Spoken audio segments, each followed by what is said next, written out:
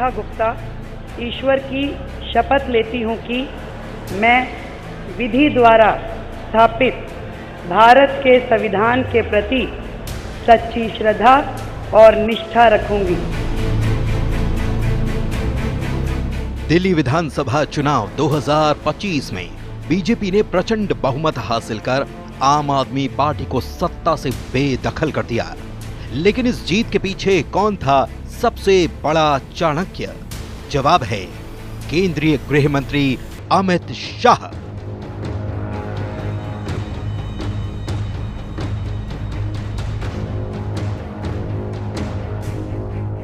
लेकिन अमित शाह ने केजरीवाल को उनके किले में कैसे घेरा? अमित शाह की रणनीति में सबसे अहम था केजरीवाल की ईमानदार छवि पर चोट करना। भाजपा ने शराब घोटाले और शीश महल निर्माण के आरोपों को चुनावी मुद्दा बनाया, जिससे केजरीवाल की छवि को नुकसान पहुंचा।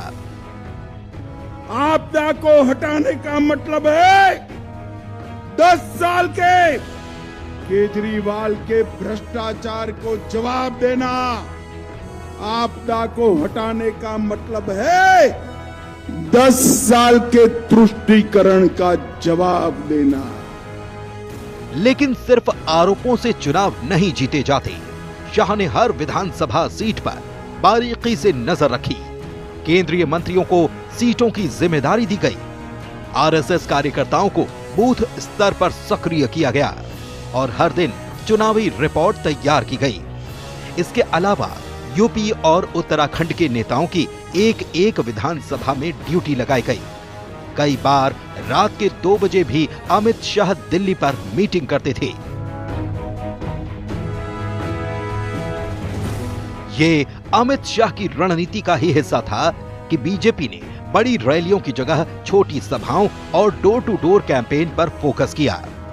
अनुसूचित जाति बहुल इलाकों में बीजेपी ने केंद्र की योजनाओं का प्रचार किया, जिससे पार्टी को बड़ी सफलता मिली। बीजेपी ने अपने संकल्प पत्र में फ्री बिजली पानी की योजनाओं को जारी रखने का वादा किया। साथ ही महिलाओं को 2,500 रुपए मासिक भत्ता और 10 लाख रुपए तक का मुफ्त इलाज देने का ऐलान किया। यानी हर वो वादा केजरीवाल भी कर रहे थे। वहीं शाह ने इस चुनाव में स्थानीय मुद्दों को खास तवज्जो दी। पानी, सफाई, यमुना प्रदूषण और कचरा प्रबंधन जैसे मुद्दों पर बीजेपी ने आप सरकार को घेरा, जिससे जनता का भरोसा भाजपा पर बढ़ गया। जब अन्ना हजारे का आंदोलन चल रहा था, मैंने अपने कान से सुना है केजरीवाल ने कहा था कि हम पॉलिटिकल पार्टी नहीं बनाएंगे, हम पॉलिटिकल लोग नहीं हैं। अन्ना बेचारे अभी तो अपने गांव भी नहीं पहुंचे थे, इन्होंने पॉलिटिकल पार्टी बना दी। शीला दीक्षित को जेल में डालने वाले थे, उनका समर्थन ले लिया। शराब की दुकानें बंद कराने वाले थे, खुद ही शराब की बोतल बन गए।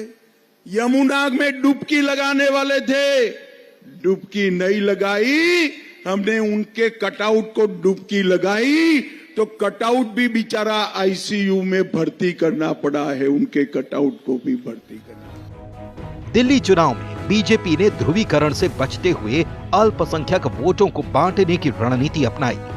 इसका नतीजा ये हुआ कि विपक्षी दलों को अल्पसंख्यक वोटों का पूरा लाभ नहीं मिला।